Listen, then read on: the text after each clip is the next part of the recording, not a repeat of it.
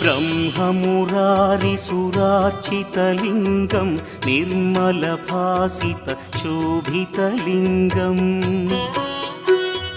जन्मजदुःखविनाशकलिङ्गं तत्प्रणमामि सदा शिवलिङ्गम् देवमुनिप्रवरार्चितलिङ्गं कामदहन करुणाकरलिङ्गम् रावणदर्पविनाशकलिङ्गं तत्प्रणमामि सदा शिवलिङ्गम्